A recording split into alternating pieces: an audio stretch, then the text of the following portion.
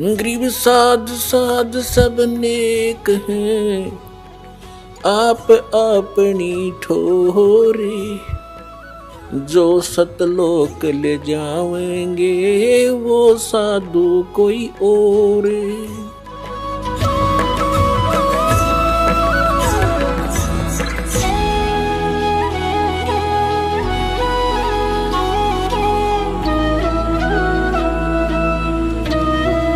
तो क्या बताते हैं कि हम समझा करते तो जंगलों में चले गए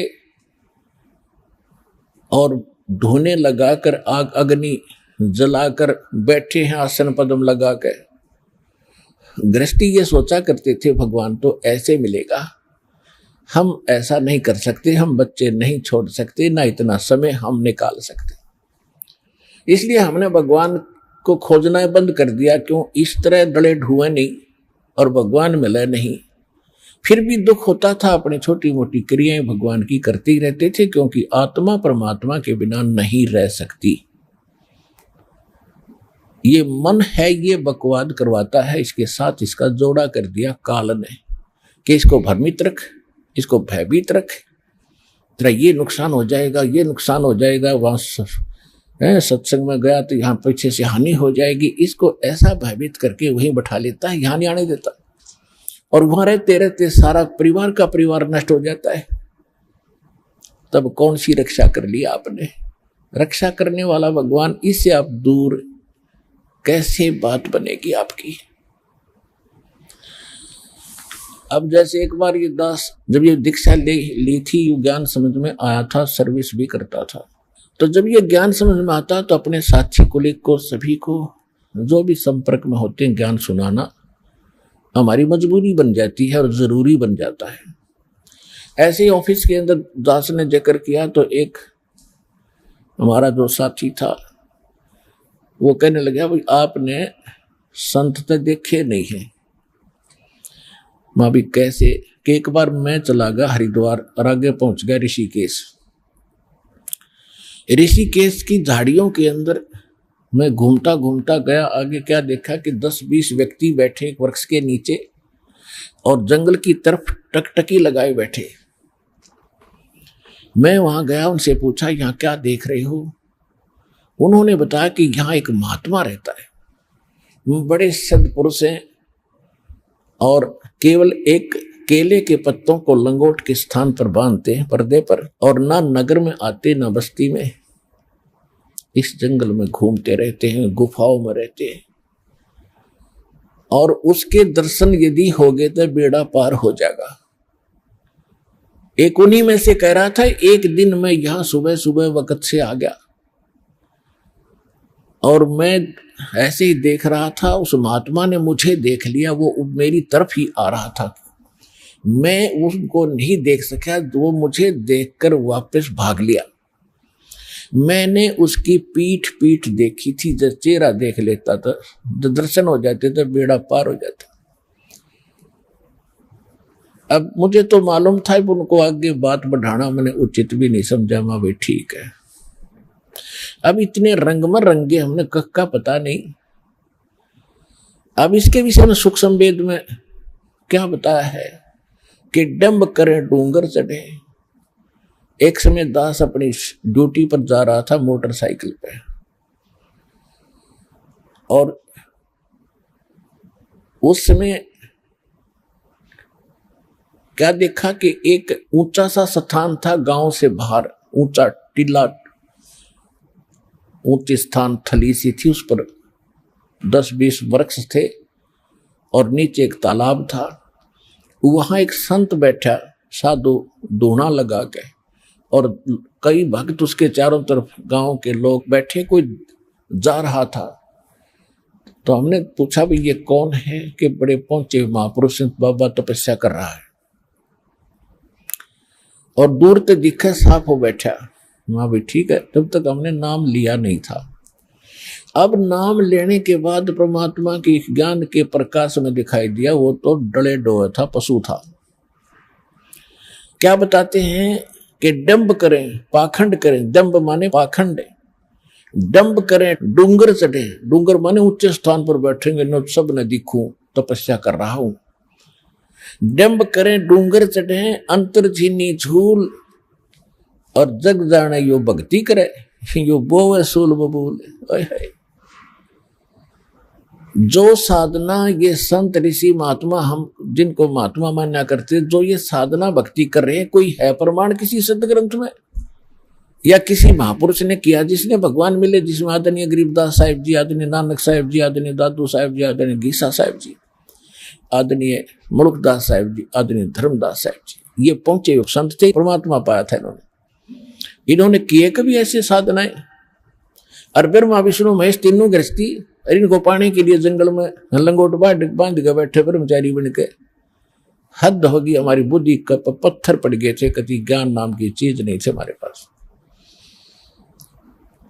अब क्या बताते हैं कि डंब करें डूंगर चढ़े अंतर झीनी झूल,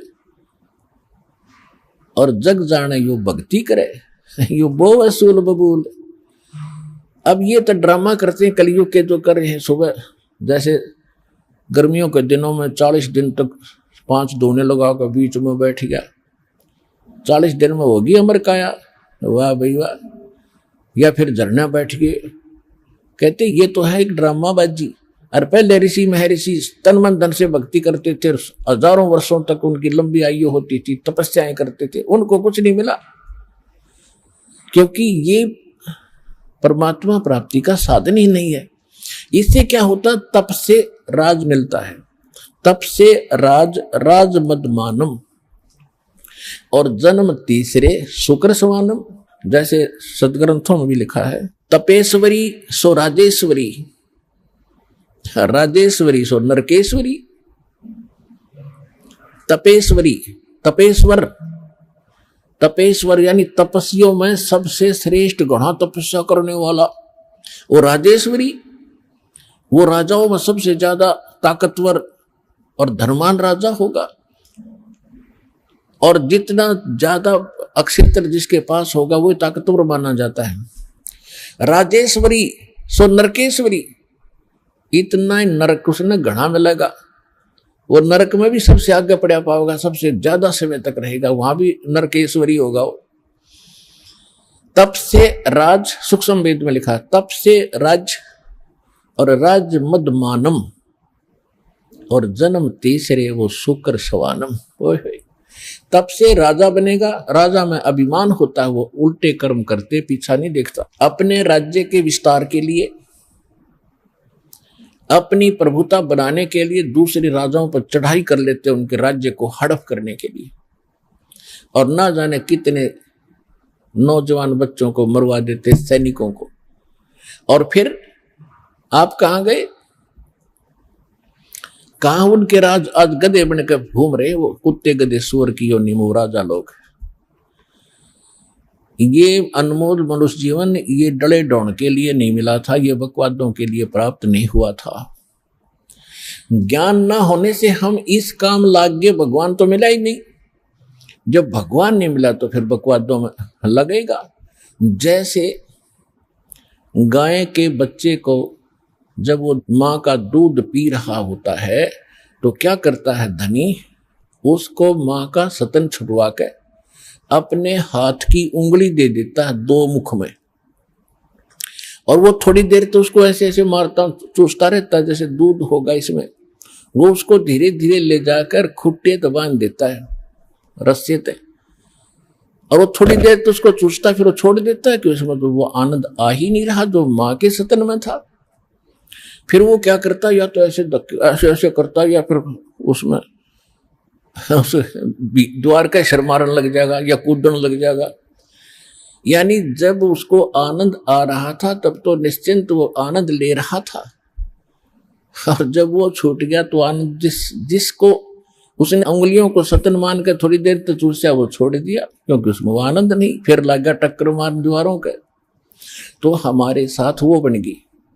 हम पहले तो भगवान की तरफ लगते हैं, भगवान को पाएंगे चाहे कुछ भी हो जाए, घर भी त्याग देते हैं, लेकिन वो वस्तु नहीं मिली हमें जिससे भगवान का आनंद मिले। हमने ये नकली साधनाएं तो मुंह में उंगली दे रखी थी, या कितनी देर आनंद देगी। अंत में इसको छोड़कर हम फिर बकवादा बढ़ गए, सिद्धियां प्राप्त कर ली, एक दूसरे पर प्रभु पा के, फिर पता नहीं क्या क्या मस्तारन लाग गए, सब कोठी बनाने पर लाग गए। फिर वो भूल गए सारा साधन, क्यों भगवान मिल नहीं रहा, क्योंकि हमने सतन नहीं मिला माँ का, हम उंगलियां मुंह में लिए फिरे थे। तो जितनी साधना है इस दास के अतिरिक्त तो साधना दास बताता है, ये सारे ऐसे ही मुंह में उंगली दे रखी इन संतों ने, इनको मूर्ख बनाने के लिए श्रद्धालुओं को।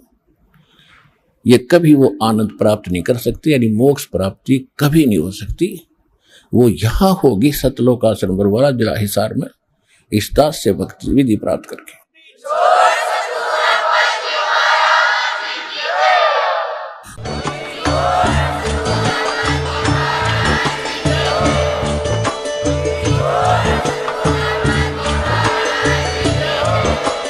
आप सुन रहे थे जगत गुरु तत्वदर्शी संत रामपाल जी महाराज जी के मंगल प्रवचन। अधिक जानकारी के लिए विजिट कीजिए हमारी वेबसाइट www.jagatgururampalji.org। संत रामपाल जी महाराज जी के शुभ आशीर्वाद से पूरे विश्व भर में 500 से भी ज्यादा नाम दीक्षा केंद्र हैं, जिन पर संत रामपाल जी महाराज जी द्वारा ऑनलाइन निशुल्क नाम दीक्षा दी जा रही है। अपने नजदीकी नाम दीक्षा केंद्र का पता करने के लिए संपर्क करें 8222880541।